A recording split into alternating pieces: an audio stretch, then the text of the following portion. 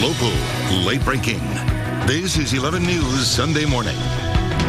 Well, listen, it's a very difficult topic to have with your kids, but one that's very important, especially before they head off to college, and that is the very real subject of sexual assaults on college campuses. Yes, absolutely. But our next guest says it's a discussion that families need to have, and those details are coming up next. Absolutely, but that's not all we're doing with the holiday. Time right now is 7:17. Very few collegiate victims of sexual assault actually take the step of reporting the crime.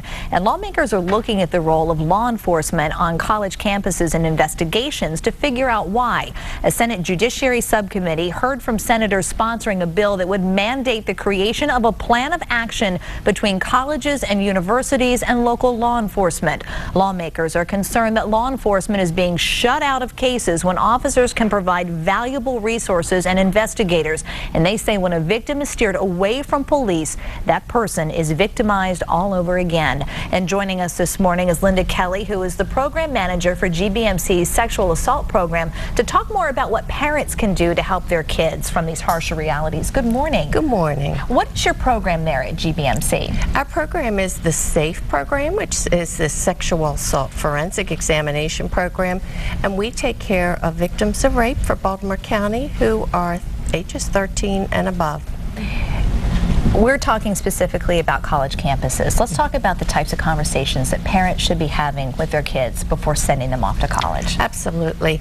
The majority of our patients are between the ages of 13 and 24 with someone they know, and almost always alcohol is involved in this in their scenario.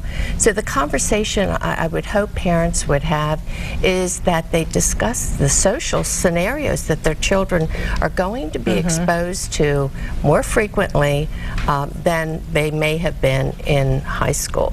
And those social scenarios often involve alcohol. And so for our girls need to understand that they don't metabolize alcohol at the same way guys do. And I want the parents to talk to their girls in reality that they're going to have alcohol exposure. And what are the warning signs that you're getting to that point where you're going to lose absolute control? And the only way we can protect ourselves is to be conscious and cognizant of what's going on around us. Why is it so difficult? And I think a lot of us know some of the reasons why it's difficult for a victim to come forward, but why is it so important for the victim to come forward?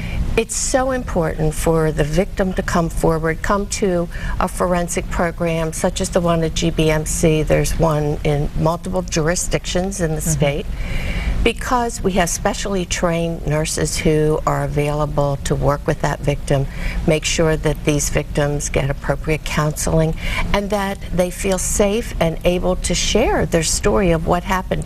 What's happened to them is not unique, and it may feel like that they were at fault or they made a mistake, and we're there to reassure them that you're here, we're going to take care of you, and let's move forward.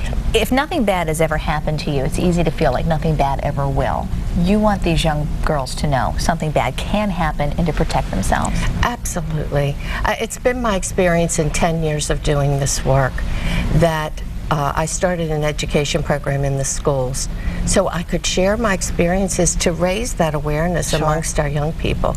It happens frequently, unfortunately, and even worse things can happen to our girls if they're unconscious and unaware of what's going on around them. Linda Kelly, very valuable information. Thank you for joining us this morning. Thank you for having me. You are very welcome. And if you are entertaining this holiday and you